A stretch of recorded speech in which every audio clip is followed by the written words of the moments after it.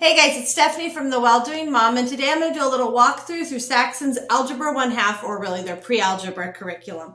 I am on my second child that is using this, so it is my fourth child total. My two older ones actually did teaching textbooks for Pre-Algebra, but we actually ended up finding some gaps in their math education in the algebra from teaching textbooks, and that is why I've switched my younger ones to doing the Saxon instead of doing teaching textbooks. I will be doing a video on kind of our whole math outlay. I think I figured out my whole plan for math for my kids. Now, as soon as I say that, it'll probably change. But I do have two older ones who are both really good at math. Actually, most of my children have done pretty well with math so far, but my two older ones, because they've graduated high school, are almost there. I've seen how having a really solid math foundation has been important. And I see where the gaps that we've had from some other curriculums have come, or where some curriculums have gotten too hard along the way. So at some point, I'll do a little discussion with you guys about what I'm using for math all along the way, because I don't think that there's one curriculum, at least not for us, that will work from kindergarten through calculus in high school. And I do have quite a few kids that will be taking calculus. My oldest did not, although I wish she had. I didn't think she would need calculus for her English major, and she is going to be taking calculus in college, so I wish I'd given her that, but she has plenty of math. She'll do just fine with it. My second child is on calculus right now, and then my third child probably won't take calculus, but my fourth will. So we just have a good handful of kids that will be taking math all the way through calculus, and I wanted to come up with a solid plan of what we could use. But switching to Saxon Pre-Algebra is kind of the first step for us. We're using the good and the beautiful prior to this up through Math 6. They just came out with a Math 7, but I don't think it's necessary. We were able to seamlessly move from Math 6 to Pre-Algebra. And if you want your kids to get through calculus, or at least have the possibility of doing that, they need Pre-Algebra in 7th grade. Otherwise, you're going to end up doubling up on math somewhere along the way. So I'm going to turn you around and show you what I like about Saxon's Pre-Algebra, and talk to you about how we use it and how it works in our homeschool. So this is the Saxon Pre-Algebra, or they label it Saxon Algebra 1/2. So I think also Saxon has some weird numbering in math, and they also then have these other homeschool editions, and I am not a Saxon math expert, so you would need to kind of search that out. They do have placement tests, so you can figure out where your kid needs to place.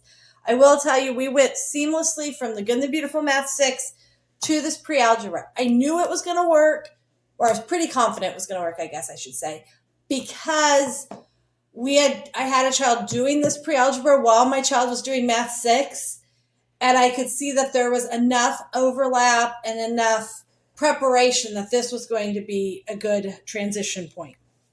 Now, how I teach this, we do the videos. You can buy a little USB drive that is this original, what is his name? I cannot remember. Anyway, there's a little guy, Art Reed. That's his name, Art Reed. And actually, we had a problem with one of our USB drives, and he personally called me. So that was kind of interesting.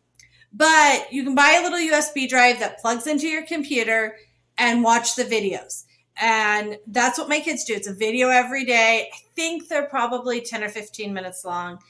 And that has worked for them to at least get the basics. I do know enough about math, and I'm decent enough at math that I can help them with these problems without having had to watch the videos. If you're somebody that maybe doesn't remember a lot of the math, you might want to watch the videos with them or on your own to make sure you can answer their questions, because there are some math problems you're going to need to be able to answer questions of. Or find somebody else who's good at it and trade off some subjects. So let's look at this. Is the 3rd edition. The nice thing is this is all completely reusable. So we have the textbook. This is called the Homeschool Packet, and what this is the test answers. So this has the test answers, and I think some extra textbook answers. So, and then this is the solutions manual, which has every problem, the answer, and some of the work. There are a few. Is this the one? Every once in a while they have an answer given in a weird way, and so I just write, like they have a weird fraction instead of a decimal or whatever, and I'll just write the right answer. but it does give a fair amount of the work to kind of help you figure out what to do. Sometimes I miss looking for the right answer. There's also a little thin test booklet. My son didn't bring it up because I asked him for his textbook. I didn't ask him for that, so he didn't bring me that one. There's a really thin little test booklet. What I do, the first thing I do is I go in and write when to take the test. And that is listed, I think, in the front of this book.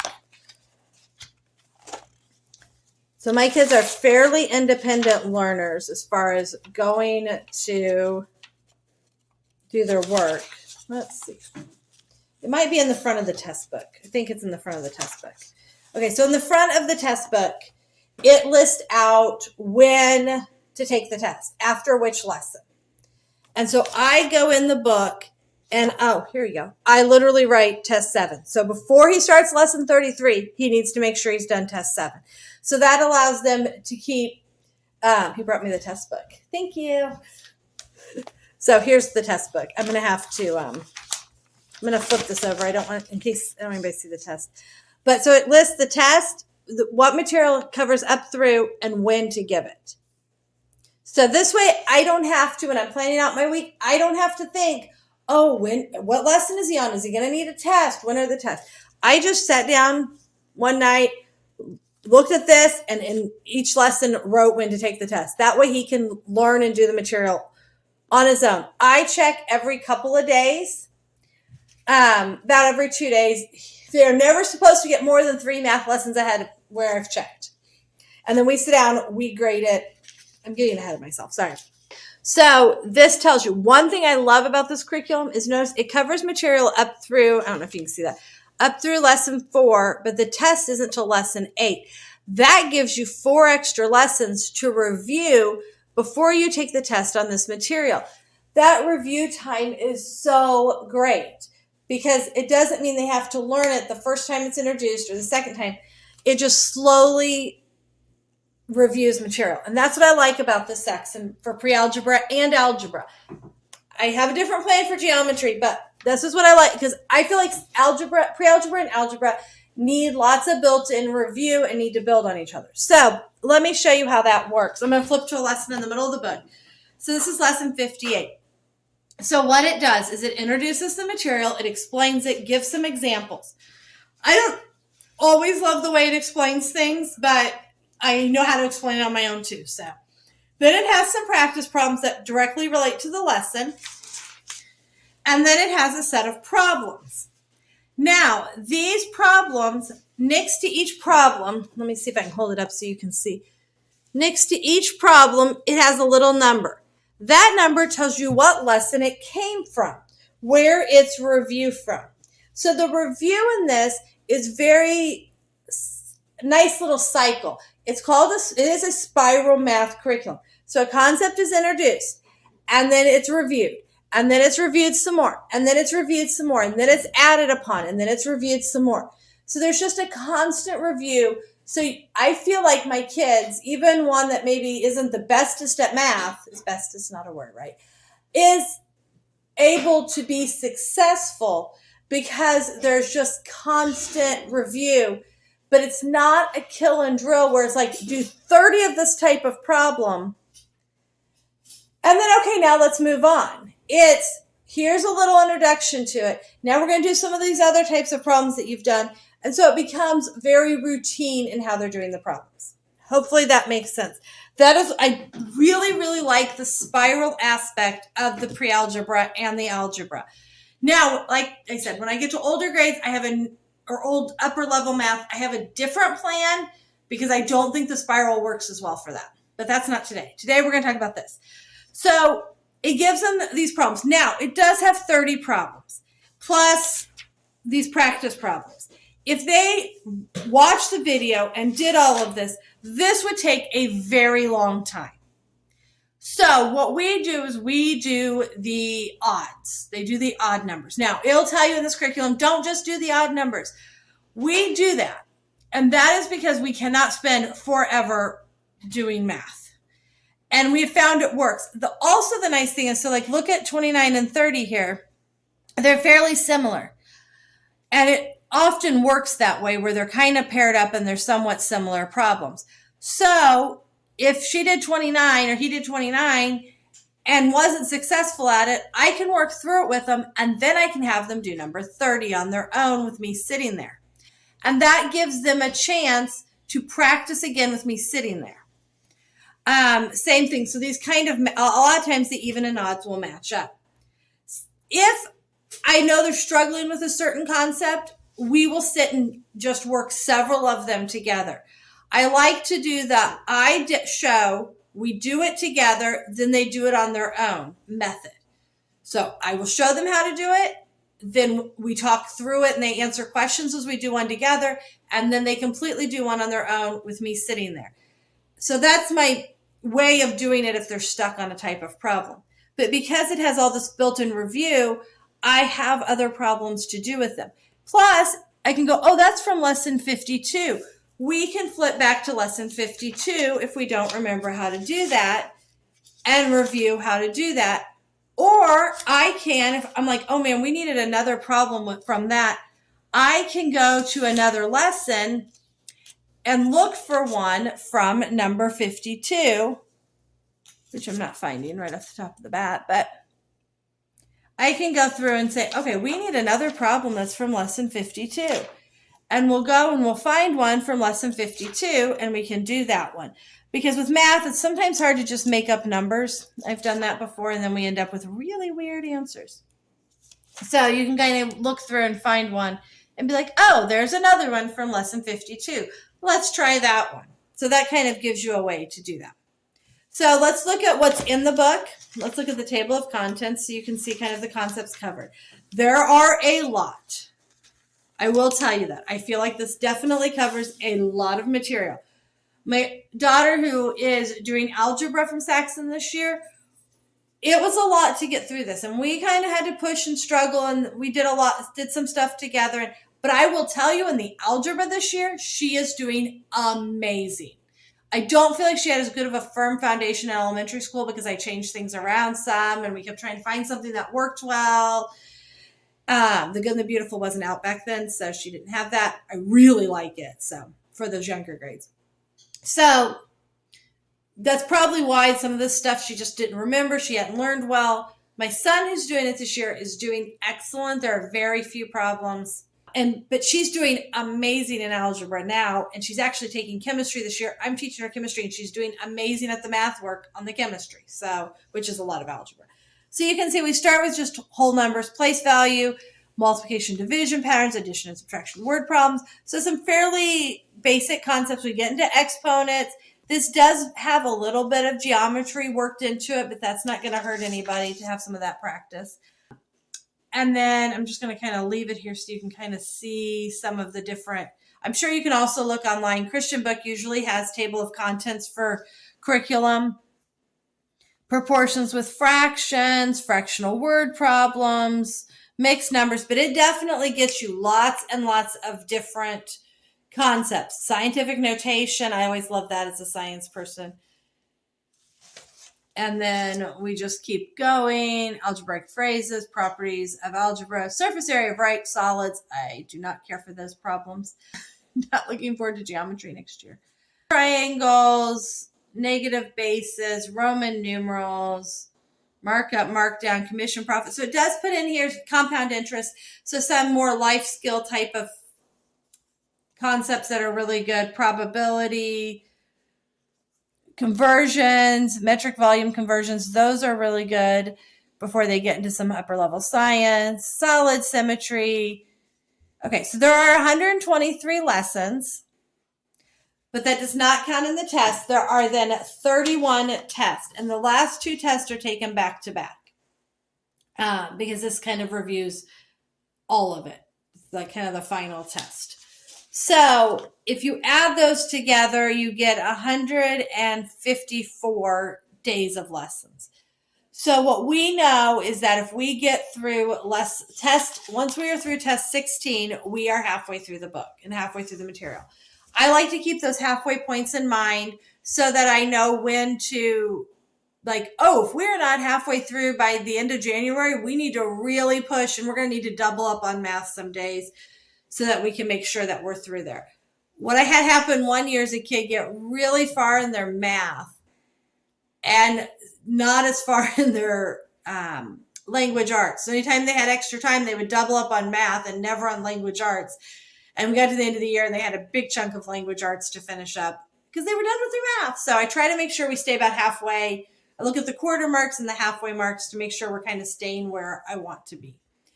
But I want to make sure we have time to get it done well. We're gone on Tuesdays, so 4 days a week is the most we're going to be getting math done. Although I'm going to need to work on that with my son because we're also doing some fun stuff on Fridays. So in the back, it lists out some of the conversions, has the abbreviations, some of the geometric formulas that you would need to help you so you don't have to keep trying to find those in the material and the lessons. They are all right here for you. So I'll just kind of flip to a lesson towards the back so you can kind of see, oh, this is a geometry lesson. Forming solids. Oh, yes, this is so fun. So it shows you about that, talks about symmetry, and then some symmetry stuff, and then it has the practice problems, and then we have quite a few geometry problems built into this lesson. Some of them are older ones, some of them are newer ones. But the nice part is, even if they don't love this, which I have yet to have a kid that loves geometry, they still get to do some other work. It's not like they just have to do a bunch of geometry work. They get to do some other things. So I think it's a little tricky to just read through the material and then do it. I really think the videos are good. So I'm going to flip you around, just give you a little bit more information about what I like or don't like, and give you a little ideas. Okay, so what do I like about the Saxon Pre-Algebra? I feel like the Saxon Pre-Algebra and the Algebra, which I'll try to do a flip through at some point too, really gives them a solid base and foundation for algebra. I feel like the way it spirals in teaching it and the way it reviews it gives the kids a really solid foundation and makes sure they actually understand and remember how to do, that's a light, and remember how to do all the little pieces along the way, because there's just little things here and there that are easy to forget. But because this curriculum does a constant review, that really helps the kids. What some people do, so there are a couple of options. I told you we use the USB drives videos, and then they watch those, they do those, and then every other day or so, I sit down, we go through, I grade all of their work. If there's anything they missed, I either explain it or have them fix it or see where they made a mistake and talk through that with them. You could do that every day if you want to and have time. It just does not work for me with little ones to do that every single day. But I do like to be the one that's sitting there doing that with them. Some people there's a person called Nicole, the math lady, and I guess it online grades it even for you. So I know there's some people that use those videos for the Saxon Math. You can also use, I believe there's a couple of online options to watch, be taught online. I think Veritas has one. I think Shorman Math maybe has one. So there's some online options to watch other people teach it and do the work. I like the USB drives as a large family because once I bought it, we own it. Oh man, sorry, that is messing up. The light is, let me see if I can fix the curtain. That did not really help, sorry. Once I've bought it, I own it, so I don't have to pay every single year for the next kid to watch the videos. If that makes sense. As long as the USB drive stays good, we still have it and the next kid can use it. And it's worked pretty well. My kids have done really well watching those and learning from them for pre-algebra and algebra. So those are the only ones I'm speaking to for those, because the upper grades, I have a different plan. So that I do like it, but there are some other options and ways to do it. And that's good too. So use what resources you have and what resources you think would be beneficial for your family. And some of those, and some people may just want to sit down and teach it and do it with their kids. I like I said, I like checking in with them every other day. By doing that, it keeps me on top of what they're learning, so that I know that they're getting it and we don't get way down here And then they're like, can you help me? And I have no clue because I haven't paid attention to all of this and how it was taught and what was taught. I could probably do the work, but I don't really understand the process that they are trying to think through. So that checking in with them every other day helps me to stay on top of what they're learning too. And so that I can make sure I can help them wherever they're at in it. I think that is all I have to say about it. Man, sorry about the light thing. Shouldn't have sat right here. If you have any questions, please feel free to ask because I may have left something out. This works for us. What I love about homeschooling, though, is that there are so many amazing options. Like I said, my older two kids did teaching textbooks for pre-algebra and then algebra. And they were successful with those. They both scored very high on their ACTs in math. So those are options that have worked for them, but we just found gaps, and that's why we stepped away from the teaching textbooks, because those gaps were frustrating my kids. And because I wasn't working with them at all, I didn't know how to help them or where those gaps were in their brains. So, but if that works for your family, that is awesome. And what I love about homeschooling is that there's so many amazing curriculum, amazing ways to teach it, that it makes it doable for almost anybody if you are willing to find the resources. So I hope this helps you get a little idea of the Saxon Pre-Algebra, how it works for us, how I do it for our family. Makes it very independent for my child, and I just need to check in with them every other day or so on their math. But I'm always here to help them if they need help. But they also have older siblings that can help too. And so if you have any questions, let me know. Have a great day, guys. Thanks for joining us today. Please leave a comment if you have something else you'd like me to talk about or you have any questions. Please hit the like button and subscribe to see more videos about what we do.